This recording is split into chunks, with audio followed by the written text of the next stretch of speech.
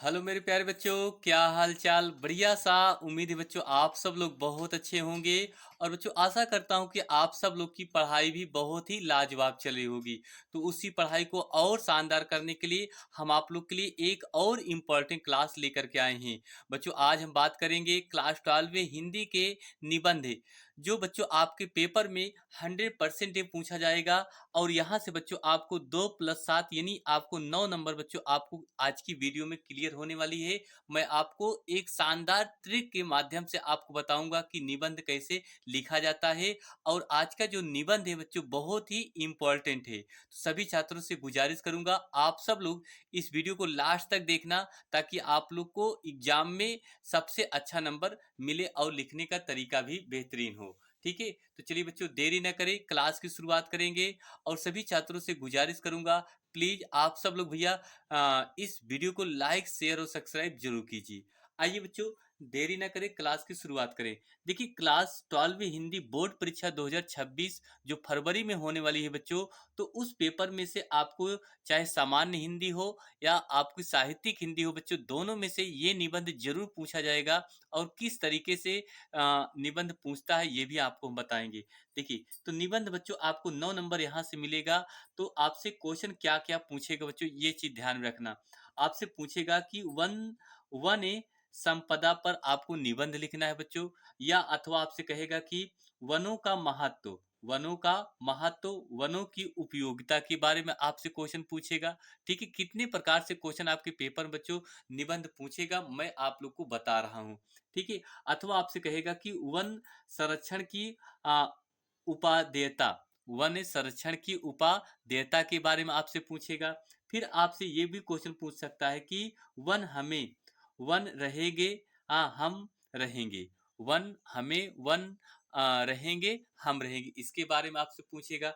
और एक प्रकार से क्वेश्चन क्या पूछ सकता है बच्चों कि वन संपदा और उसकी उपयोगिता, वन संपदा और उसकी उपयोगिता। तो इसके बारे में आपसे इतने प्रकार के प्रश्न आपसे पेपर पूछेंगे, जो आप लोग के निबंध में लिखने के लिए आपसे पूछा जाएगा। वेरी वेरी इंपॉर्टेंट टॉपिक है बच्चों, आप लोग इसको मिस नहीं करना है।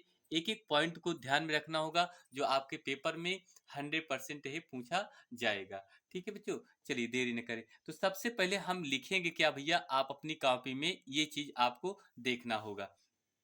लिखेंगे बच्चों, यहाँ से स्टार्ट करेंगे। ध्यान से देखना।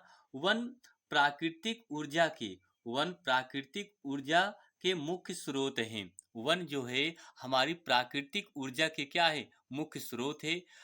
वनों में हमें, वनों में हमें उगने वाले वृक्ष, वनों में हमें उगने वाले वृक्ष हमारे जीवन का मुख्य अंग होते हैं। हमारे जो जीवन होता है उनका क्या होता है बच्चों, मुख्य अंग होता है। क्योंकि ये कार्बन डाइऑक्साइड का सेवन करते हैं, क्योंकि ये कार्बन डाइऑक्साइड का क्या करते हैं, सेवन करते हैं।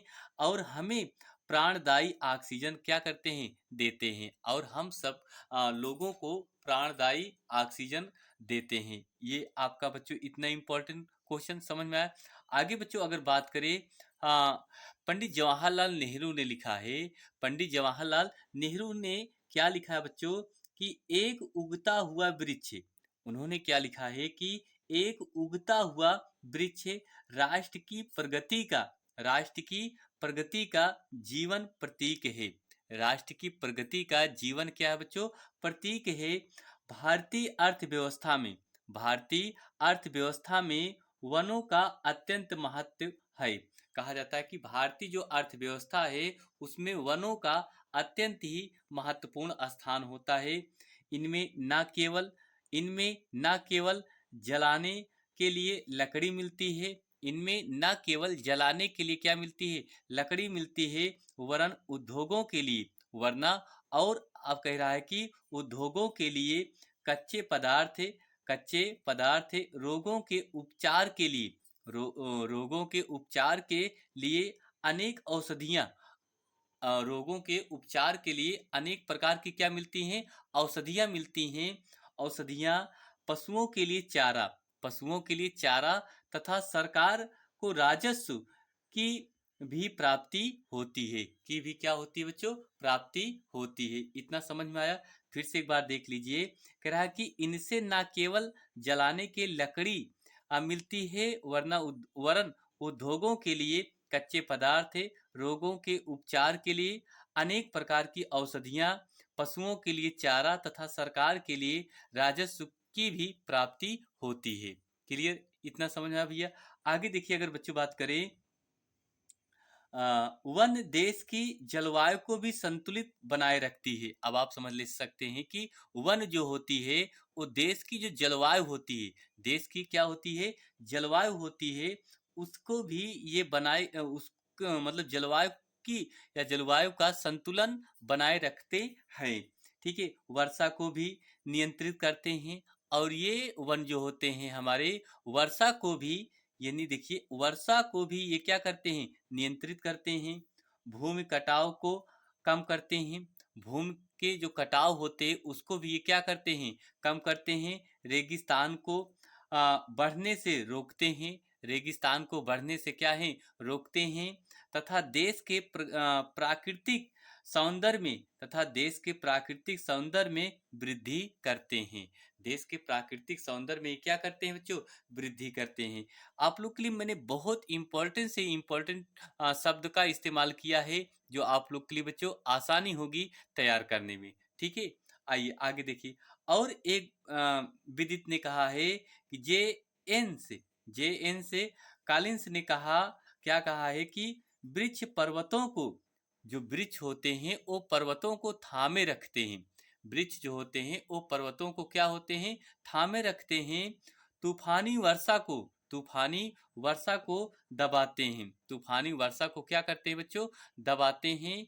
तथा नदियों को अनुशासन में रखते हैं, और नदियों को क्या करते हैं, अनुशासन में रखते हैं। वे झरनों को बनाए रखते हैं, वे झरनों को क्या करते हैं, बनाए रखते हैं। तथा पक्षियों का पोषण भी करते हैं। तथा ये जो वृक्ष होते हैं वो पक्षियों का क्या करते हैं, पोषण भी करते हैं।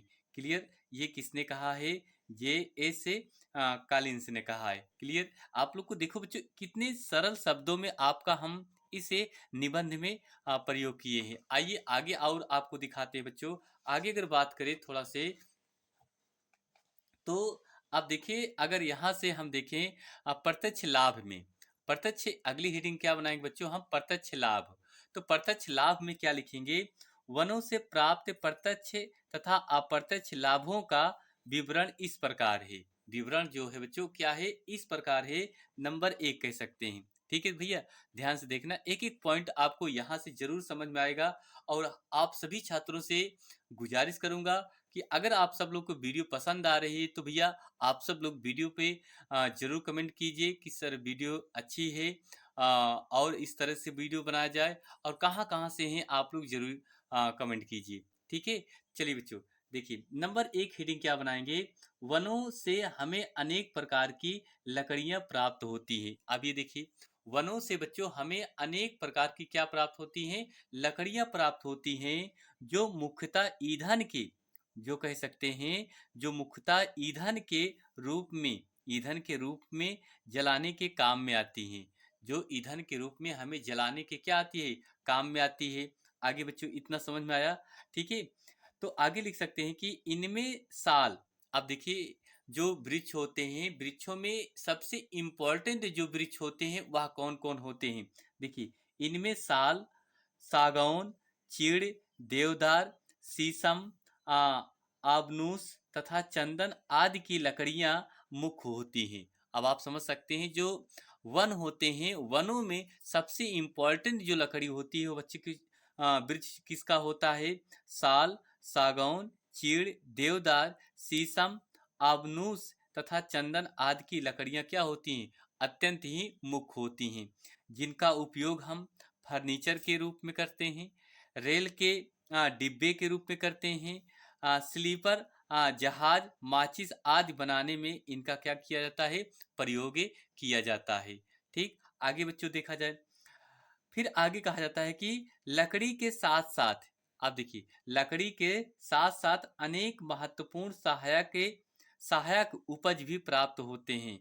अनेक सहायक क्या प्राप्त होते हैं? उपज भी प्राप्त होते हैं, जिनका उपयोग देश के अनेक उद्योगों में जिनका जो उपयोग होता है देश के अनेक उद्योगों में कच्चे माल के रूप में किया जाता है।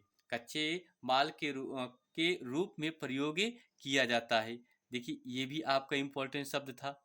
ठीक है, आगे बच्चों अगर देखा जाए यहाँ से लिखेंगे इन सहायक उपजों में लाख, चमड़ा, गोंद, शहद, कत्था, छाले, बांस का वेत, जड़ी बूटियां एवं जानवरों के सींग इत्यादि मुख्य होते हैं। ठीक, ये रहा बच्चों आपका पहला नंबर। ठीक, दूसरा पॉइंट अगर बच्चों हम बात करें, दूसरा नंबर डालेंगे, क्या लिखेंगे? वनों से प्राप्त वस्तुओं का उपयोग।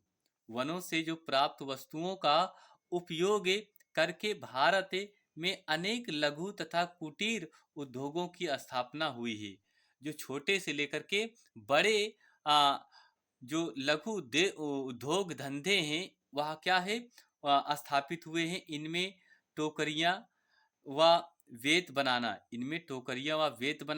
रस्सी बांटना, बीड़ी बनाना तथा गोंद व शहद एकत्र करना क्या है? मुख्य है। ठीक, ये नंबर 2 पॉइंट में लिखेंगे। उसके बाद बच्चों अगर बात करें नंबर 3 पॉइंट में, तीसरा पॉइंट अगर बात करें, वन सरकार को बहुमूल्य विदेशी मुद्रा वन सरकार को बहुमूल्य विदेशी मुद्रा अर्जित करने में बहुत सहायक प्रदान करते हैं। बहुत क्या प्रदान करते हैं? सहायक प्रदान करते हैं। विभिन्न कहा जाता है विभिन्न वन पदार्थों जैसे लाख, तारपीन का तेल, चंदन का तेल, उससे बनी कलात्मक वस्तुओं आदि के निर्यात द्वारा सरकार को पर्याप्त विदेशी मुद्रा प्राप्त हो रही है। ठीक है, ये तीसरे पॉइंट में आपको लिखना होगा। लास्ट अगर बच्चों बात करें, लास्ट में आपको और क्या लिखना होगा, ध्यान से देखिए।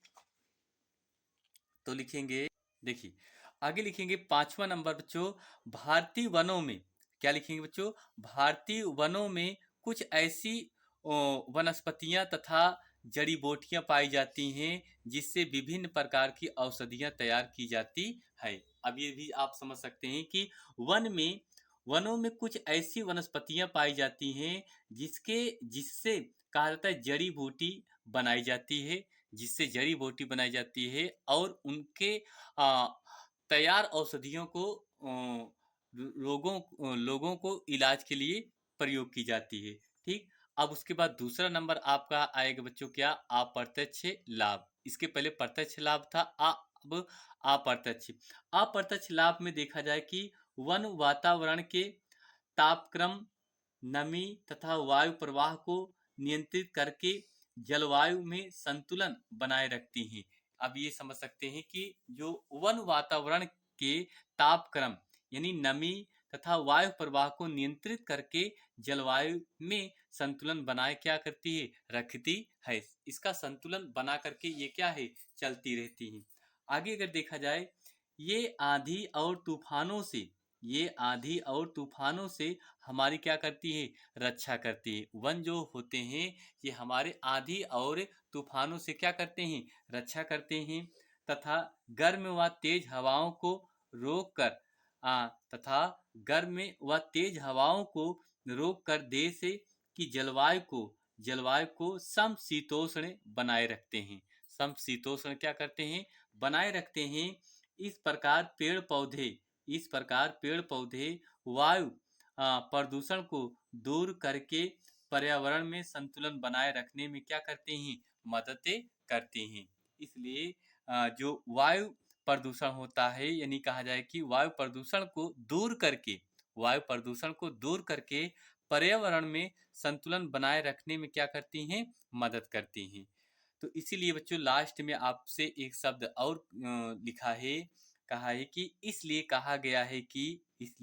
कहा जाता है कि हर एक स्टूडेंट को याद रखना होगा कि यदि एक पेड़ काटते हैं, अगर एक पेड़ काटो तो 1000 पेड़ लगाओ।